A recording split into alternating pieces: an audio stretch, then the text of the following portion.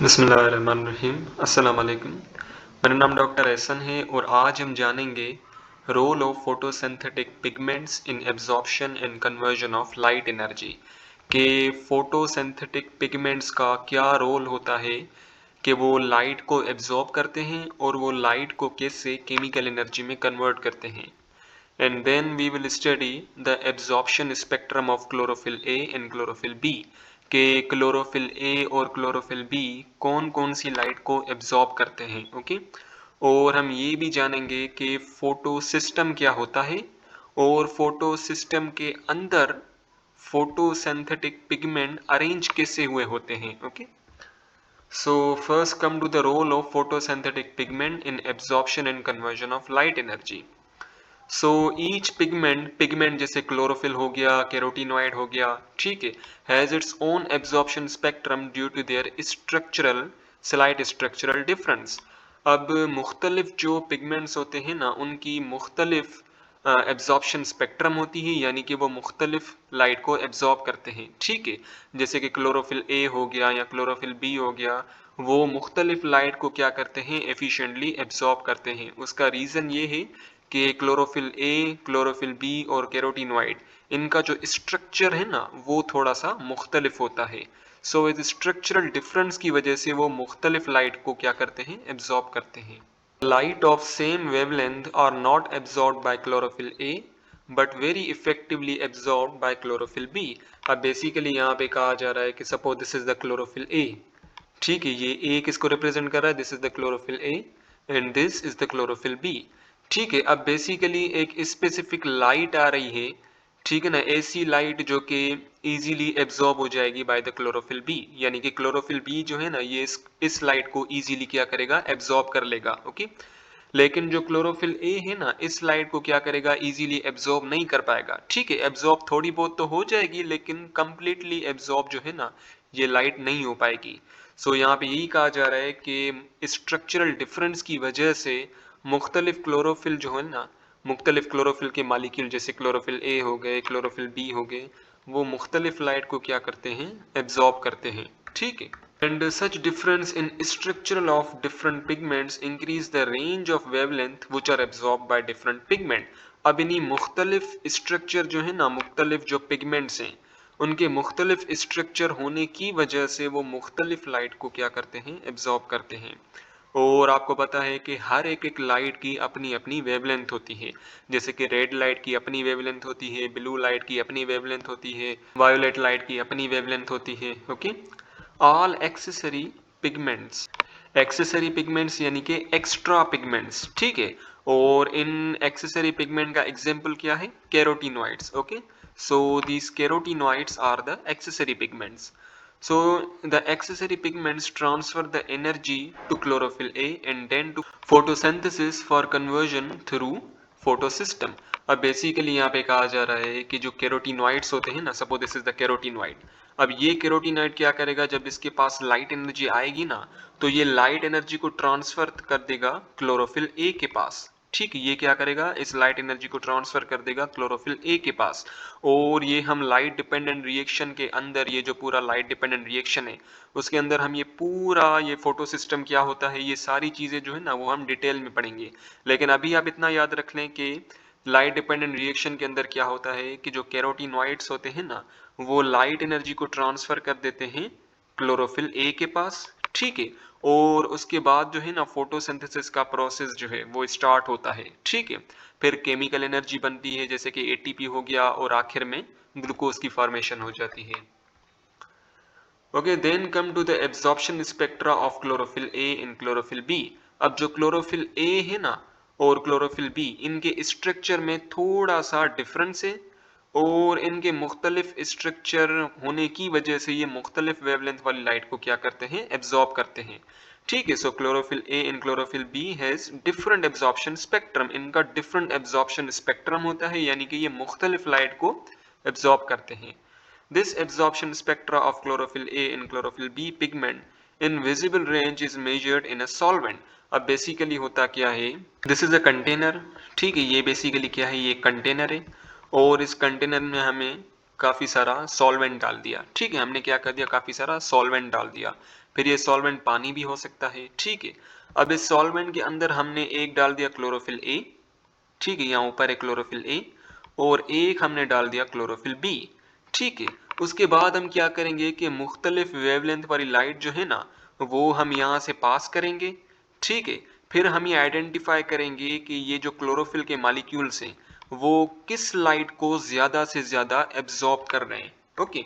सो जो chlorophyll A है ना वो ज्यादा से ज्यादा एब्जॉर्ब करता है वायोलेट लाइट को एंड ऑरेंज लाइट को, ओके, वायलेट लाइट को एंड ऑरेंज लाइट को, ठीक। बाकी जो क्लोरोफिल बी है ना वो ज्यादातर एब्जॉर्ब करता है ब्लू लाइट को एंड येलो लाइट को, ठीक है। इसका मतलब ये नहीं है कि क्लोरोफिल बी जो है वो रेड लाइट को या दूसरी जो लाइट्स है उनको एब्जॉर्ब नहीं करता, उनको भी करता है, लेकिन सबसे ज्यादा जो एब्जॉर्ब करता है ना chlorophyll B, that is a blue light and yellow light. और क्लोरोफिल ए जो है वो सबसे ज्यादा एब्जॉर्ब करता है violet light and orange light, ठीक है। बाकियों को भी करता है लेकिन सबसे ज्यादा इनको करता है। Then we have the arrangement of photosynthetic pigments in the form of photosystem. अब basically photosystem जो है ना, okay, so in this diagram this is entire the photosystem. Okay, so photosystem में basically क्या होता है कि दो चीज़ें होती हैं, एक होता है एंटीना कॉम्प्लेक्स और दूसरा होता है रिएक्शन सेंटर। अब बेसिकली ये जो आप पूरा देख रहे हो ना this is the photo system, और इसमें ये जो मैंने काफ़ी सारे से गोले बनाए हैं ना, सो इस एक गोले को हम कहते हैं एंटीना, ठीक है, इसे बेसिकली हम कहते हैं एंटीना। और इन तमाम गोलों को हम मिला के, ये जो रेड से जो मैंने गोले बनाए इन तमाम रेड वाले गोलों को हम मिला के कहते हैं एंटीना कॉम्प्लेक्स, ठीक है। और ये जो बीच में जो मैंने ब्लैक से बनाया है ना ये वाला, इसे बेसिकली हम कहते हैं रिएक्शन सेंटर, ठीक है। अब इस गोले के अंदर, इस एंटीना के अंदर क्या होता है, काफ़ी सारे क्लोरोफिल ए होते हैं, काफ़ी सारे क्लोरोफिल बी होते हैं और काफ़ी सारे कैरोटीनॉइड्स होते हैं, ठीक है, इन तमाम के अंदर। लेकिन अगर मैं बात करूं रिएक्शन सेंटर की, तो रिएक्शन सेंटर में जो क्लोरोफिल ए होता है ना वो एक खास किस्म का क्लोरोफिल ए होता है। क्यों खास, क्यों कहा, बिकॉज इस क्लोरोफिल के साथ बेसिकली प्रोटीन भी अटैच्ड होती है, ठीक है। रिएक्शन सेंटर के अंदर जो क्लोरोफिल ए होता है उसके साथ प्रोटीन भी अटैच्ड होती है, ठीक है।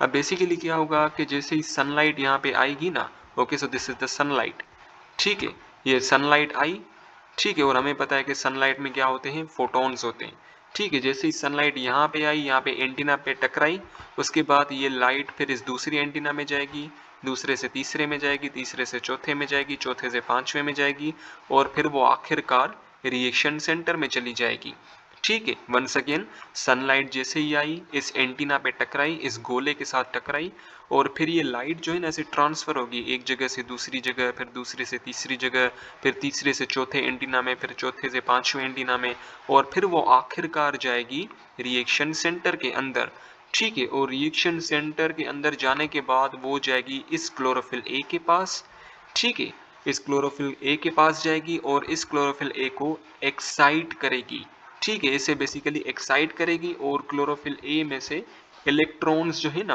वो निकल जाएंगे, ओके। जैसे ही लाइट इस क्लोरोफिल ए के पास गई तो इस क्लोरोफिल ए ने इस लाइट को एब्जॉर्ब किया और खुद में से इलेक्ट्रॉन को निकाल दिया, okay. Okay, so basically look here, यहाँ पे आप देख रहे हैं जो काफी सारे गोले गोले से हैं, दीज आर द एंटीना, और इन तमाम को मिला के हम कहते हैं एंटीना कॉम्प्लेक्स। और ये जो बीच में ये वाला जो आप देख रहे हैं ना this is the reaction centre, okay. जैसे ही सनलाइट यहाँ पे आई ट्रांसफर होंगे, इसे जंप करते करते करते अल्टीमेटली रिएक्शन सेंटर में जाके पहुंचेंगे। As described in previous section, energy of light is absorbed by pigment and perform photosynthesis. अब बेसिकली हमें पता है कि लाइट जो है ना वो पिगमेंट्स जो है जैसे कि क्लोरोफिल हो गए वो क्या करते हैं, लाइट को एब्सॉर्ब करते हैं और फोटोसिंथेसिस करवाते हैं। हमें पता है ना कि फोटोसिंथेसिस में क्या होता है, कार्बन डाइऑक्साइड और वाटर आपस में मिलते हैं और क्या बनाते हैं, ग्लूकोज बनाते हैं। तो इसके लिए हमें क्लोरोफिल भी तो चाहिए होगा, ठीक है। क्लोरोफिल नहीं होगा तो फोटोसिंथेसिस नहीं होगा, तो हमें क्लोरोफिल पिगमेंट चाहिए होगा ताकि हम फोटोसिंथेसिस का प्रोसेस जो है ना वो करवा सकें। Chlorophyll is organized with other molecule into photosystem which is light gathering antenna complex। अब बेसिकली क्या होता है, ये जो एंटीना कॉम्प्लेक्स जो काफी सारे गोले गोले से इनके अंदर क्या होता है, क्लोरोफिल मौजूद होता है, ठीक है। और एंटीना कॉम्प्लेक्स और रिएक्शन सेंटर इन दोनों को मिला के हम कहते हैं फोटो सिस्टम। ठीक है, अब इस एक एंटीना के अंदर क्या होता है, few hundreds of chlorophyll A and chlorophyll B और कैरोटीनॉइड मॉलिक्यूल जो है ना वो पाए जाते हैं। When any antenna molecule absorb energy of a photon, this energy is transmitted from one pigment to other pigment molecule until it reaches a particular chlorophyll A, which is structurally similar to other chlorophyll molecule but located in a region of photosystem called reaction center। अब आसान भाषा में समझाई जाए तो basically जब भी light टकराती है एंटीना से, ठीक है, जैसे ही टकराई वो क्या करेंगे, दूसरे एंटीना में जाएंगे, ठीक है ना, फिर दूसरे से तीसरे में जाएंगे, फिर तीसरे से चौथे में जाएंगे। Where first light driving chemical reaction of photosynthesis occurs। ठीक है, अब ये जब हम लाइट डिपेंडेंट रिएक्शन पढ़ेंगे ना, फिर आपको बहुत अच्छे से समझ में आएगा, क्योंकि ये जो है ना अभी इनकम्प्लीट है। जब हम लाइट डिपेंडेंट रिएक्शन पढ़ेंगे ना, फिर उसके अंदर हम बहुत डिटेल में जानेंगे। It means that the photo system consist of two parts. ठीक है, फोटो सिस्टम जो है ना उसके पास दो पार्ट्स होते हैं, एक एंटीना कॉम्प्लेक्स होते हैं, ठीक है, दूसरा होता है हमारे पास reaction center. The reaction center consist of one और more molecule of chlorophyll a. ठीक है, अब बेसिकली रिएक्शन सेंटर के अंदर क्या होता है, क्लोरोफिल ए के मॉलिक्यूल्स होते हैं along with many electron carriers. ठीक है, और इस रिएक्शन सेंटर के अंदर काफी सारे इलेक्ट्रॉन कैरियर्स होते हैं, यानी कि एक ऐसे मॉलिक्यूल्स होते हैं जो कि क्या करते हैं, इलेक्ट्रॉन को कैरी करते हैं। ओके,